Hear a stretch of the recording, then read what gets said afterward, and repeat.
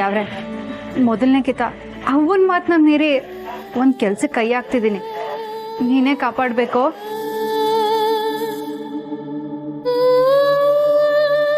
ಅಕ್ಕ,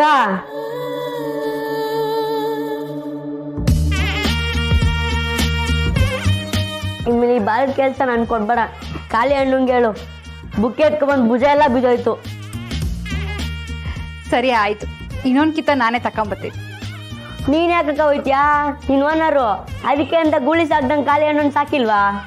ಇದನ್ನ ನೀನು ಅವ್ನ್ ಬಂದಾಗ ಹೇಳು. ನಿನ್ಗೈತೆ ಮಾರಿ ಹಬ್ಬ. ಖಾಲಿ ಹಣ್ಣ ಇಲ್ಲ ಅಂತಾನೆ ನಾನು ಇಷ್ಟೊಂದು ಡೈಲಾಗ್ ಹೊಡಿತಿರೋದು. ಇಬ್ರು ಸರಿಯಾಗಿದ್ದೀರಾ. ಒಬ್ಬ ಯಂಕ, ಇನ್ನೊಬ್ಬ ಮಂಕ.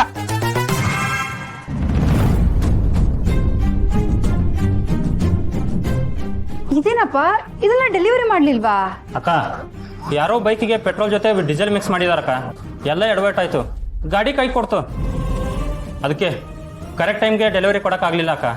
ಅಕ್ಕ, ನಮ್ದೇ ಗಾಡಿ ಇದೆಯಲ್ಲ, ಅದನ್ನೇ ತಗೊಂಡೋಗಕ್ಕೆ ಹೇಳು. ಬೇರೆ ಗಾಡಿ ತೊಗೊಂಡೋಗಿದೆ ಅಕ್ಕ, ಆದರೆ ಕಸ್ಟಮರ್ಸ್ ಲೇಟ್ ಆಗಿದ್ದಕ್ಕೆ ಡೆಲಿವರಿ ತೊಗೊಳ್ಳಲ್ಲ ಅಂತ ಹೇಳಿದ್ರು. ಏನಪ್ಪ ನೀನು ಸರಿಯಾಗಿ ನೋಡ್ಕೊಳ್ಳೋದಲ್ವಾ? ಗಾಡಿ ಕೆಟ್ಟೋಗಿದ್ರೆ ನಾನೇನು ಮಾಡಲಿ ಅಕ್ಕ? ನಾಳೆ ಕಸ್ಟಮರು ಡೆಲಿವರಿನೇ ಬೇಡ ಅಂತ ಆರ್ಡರ್ ಕ್ಯಾನ್ಸಲ್ ಮಾಡಿದ್ರೆ ಏನಕ್ಕ ಮಾಡೋದು? ನನ್ಗೂ ಅದೇ ಆತಂಕ ಆಯ್ತೈತೆ ಕಣ್ಲಾ. ಅಲ್ಲಪ್ಪ, ನೀನೊಂದ್ಕಿತ ಕೇಳ್ಕೊಳ್ಳೋದಲ್ವಾ? ಎಲ್ಲ ಥರ ಕೇಳ್ಕೊಂಡೆ ಅಕ್ಕ. ಏನೇ ಅಂದರೂ ಪಾರ್ಸಲ್ ಮುಟ್ಟಲ್ಲ ಅಂತ ಹೇಳಿದ್ರು. ಸಾರಿ ಅಕ್ಕ. ಪೆಟ್ರೋಲ್ ಗಾಡಿಗೆ ಡೀಸೆಲ್ ಮಿಕ್ಸ್ ಮಾಡಿರೋ ಅಯೋಗ್ಯ ಯಾರಿರ್ಬೋದಕ್ಕ?